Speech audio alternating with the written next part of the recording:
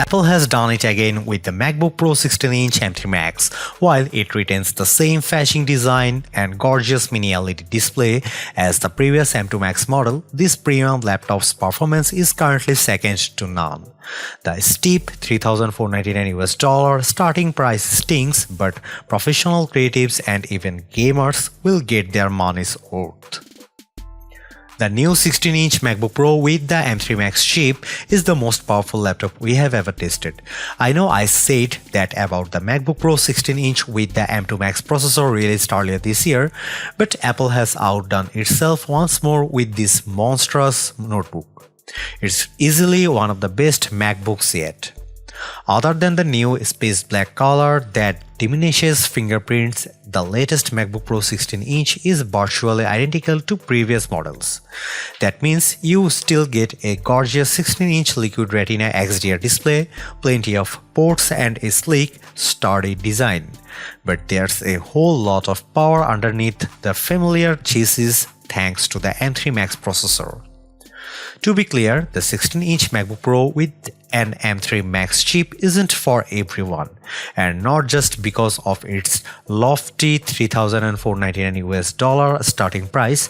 If you are a creative professional who works with 8K videos, then this beastly laptop should facilitate your workflow. Similarly, the M3 Max chip also makes this MacBook Pro a powerful gaming rig.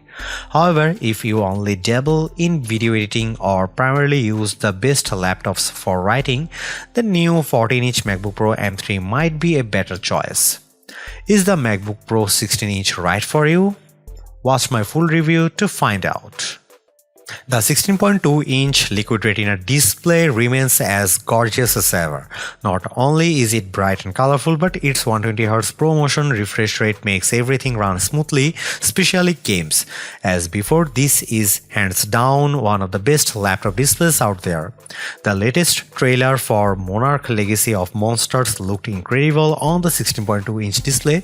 I was especially impressed by the amount of details seen on the various monsters, including the big guy Godzilla. Most of the trailer is dark, but everything appeared crisp and clear. The final shot of Godzilla roaring in a desert during the day was nice and bright thanks to the XDR display. Our lab tests confirm my experience with the 16-inch MacBook Pro's panel. When pointing our colorimeter at the screen, we found that it achieves 116.7% of the sRGB color gamut and 83.2% of the more demanding DCI-P3 color space. Color accuracy is great with the MacBook Pro 16-inch turning in a Delta E score of 0.11. These values are identical to the previous model, which is awesome. HDR brightness is also comparable to the M2 Max version, hitting 1546 nits of brightness when displaying HDR content on 10% of the display and 1123 nits of 100% of the screen. Things get more interesting with non-HDR brightness. Where the M2 Max averaged 455 nits of brightness, the new MacBook Pro averaged 563 nits. That's not the advertised 600 nits of HDR brightness, but it's certainly brighter than before. How does the 16-inch MacBook Pro's display stack up against competing notebooks? The display on Apple's laptop gets brighter than both the Samsung Galaxy Book 3 Ultra and the latest Dell XPS 15 OLED. Samsung's device delivers comparable color saturation and accuracy, while Dell's laptop has more saturated colors and slightly less color accuracy. The 6-speaker sound system made my ears happy thanks to the rich, deep sound quality.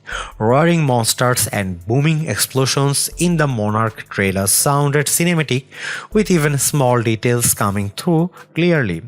The detuned guitar riffs in Nevermore's Enemies of Reality sounded appropriately bassy.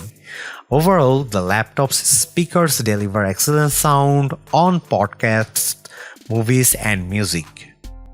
Port selection remains the same as the two previous 14 and 16-inch MacBook Pros.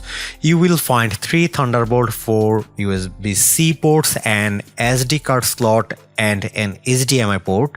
There's also a headphone jack and a MagSafe port. The latter is still one of my favorite features on the redesigned MacBooks released in the last couple of years. The HDMI 2.1 port supports up to 8K resolution on an external monitor at 60Hz. Conversely, you can connect to a 4K display at up to 240Hz. The M3 Pro chip can support up to 2 external displays, and the M3 Max chip can manage up to 4 displays. Let's get to the juicy part, performance. While the M2 powered laptops we have reviewed certainly offered more power than their immediate predecessors, the jump wasn't as spectacular as when Apple moved away from Intel Silicon. Even if the M3 bump isn't as significant as that seminal moment, the jump from M2 to M3 is still remarkable. This is especially true for the 16-inch MacBook Pro kitted with the M3 Max chip. As expected, the new MacBook Pro had no trouble handling my everyday workflow, which usually consists of multiple open tabs. Even when I had upward of 30 open tabs with a YouTube video playing in the background, the M3 Max powered laptop never broke a sweat. The MacBook Pro earns its Pro moniker when you are editing videos. To illustrate this, our video editors rendered the same 9-minute 4K video on the 16-inch MacBook Pro M3 Max laptop and an older 14-inch MacBook Pro with M1 Max. The M3 Max machine completed the task in less than 5 minutes, while the M1 Max laptop had barely rendered 50% of the video during the same amount of time. Our lab tests confirmed our anecdotal evidence. On Geekbench 6, which measures CPU performance, the MacBook Pro 16-inch with M3 Max notched a single-core score of 3200 and an incredible 21711 multi-core score. For comparison, its M2 Max predecessor scored 1993 and 15173 respectively on the same test. On Geekbench 5.4, the older M1 Max notched at 1781 and 12683 on the single or multi-core tests. In short, the M3 Max is roughly 20% faster than the M2 Max and 45% faster than M1 Max. In our Handbrake video transcoding test, the M3 Max driven MacBook Pro 16-inch transcoded a 6.5 GB 4K video to 1080p in 2 minutes 34 seconds. That's about twice as fast as the M2 Max, which need 4 minutes and 03 seconds. On the Geekbench Photoshop test, which assigns a score based on how effectively a system uses scripts to apply a series of filters and other adjustments to several high-res photographs, the MacBook Pro 16-inch M3 Max scored 1443. This test also times how long each system takes, and the new laptop took 3 minutes and 29 seconds. In contrast, the M2 Max version of the laptop scored 1218 and took 3 minutes 54 seconds. The MacBook Pro 16-inch with M1 Max took 4 minutes 20 seconds and scored 877. As for the Galaxy Book 3 Ultra, it lagged far behind with a score of 822 and a time of 6 minutes 1 second. During its Scary Fast virtual event, Apple boasted about the M3 lineup's enhanced GPU. All M3 chips now feature dynamic caching, which allocates the use of local memory in hardware in real time and only uses the exact amount of memory needed for specific tasks. Hardware accelerated ray tracing is now possible thanks to the new M3 chip. The updated GPU also brings hardware accelerated mesh shading to Mac. This is all well and good, but how does that translate to real-world use?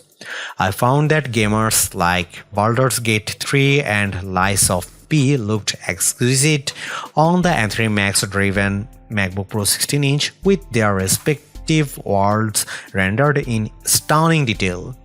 The living environment in Baldur's Gate 3's opening with its pulsing red walls made me feel appropriately uneasy, as did the Corpse Steven train station in Lies of P.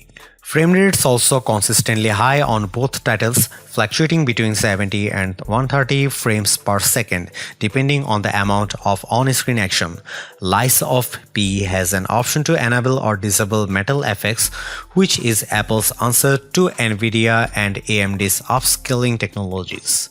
Frame rates remained in the 130 range with metal effects enabled and around 70 to 80 with the feature disabled. Baldur's Gate 3 didn't have this option, but its FPS remained high throughout. The M3 Max MacBook Pro also performed well in our lab tests. In the 3D Mark Wildlife Unlimited 3D Performance test, the M3 Max MacBook Pro 16-inch scored 31,271 and averaged 187 frames per second. In comparison, the MacBook Pro 16-inch with M2 Max scored 13,000 and averaged 77 frames per second. That's a mighty huge boost in graphical performance.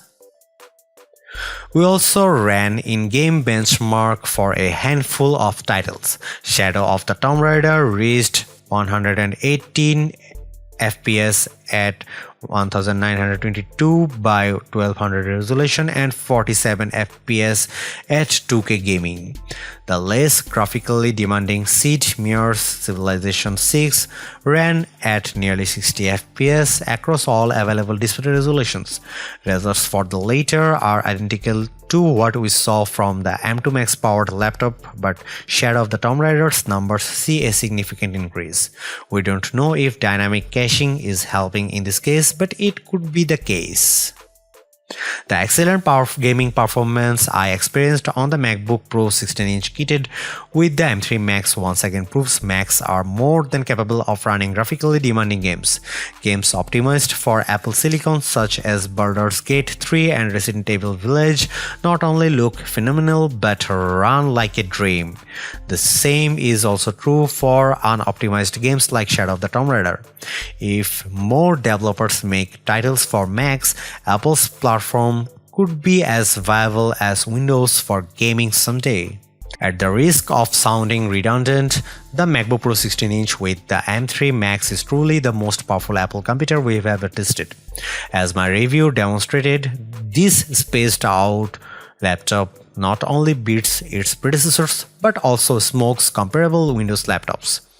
If you are a professional video editor, you will tear through projects faster than before, and if you are a gamer, the M3 Max delivers Windows PC quality gaming for titles optimized for Apple Silicon. Also, the new space black finish makes an already awesome product even better. Right now, the MacBook Pro 16-inch with M3 Max is the premium Apple notebook. However, it's not for everyone. If you mostly use computers for writing, web surfing, and watching videos, you are better off with either the $1,599 MacBook Pro M3 or the even cheaper $1,299 MacBook Air 15-inch. Folks like myself who dabble in video editing and enjoy occasionally gaming on Macs would do well to consider the 14 or 16-inch MacBook Pro with M2 Pro, which starts at $1,999 and $2,499 respectively. While I can't recommend the MacBook Pro 16-inch with M3 Max to everyone, it's an absolute beast of a laptop that proves Apple Silicon's might. As before, Apple has set a new standard that its competitors must now live up to. If you own an old Intel MacBook Pro or even an M1 Max powered laptop and need more power, you can't do better than this. Thanks for watching. See you in the next one.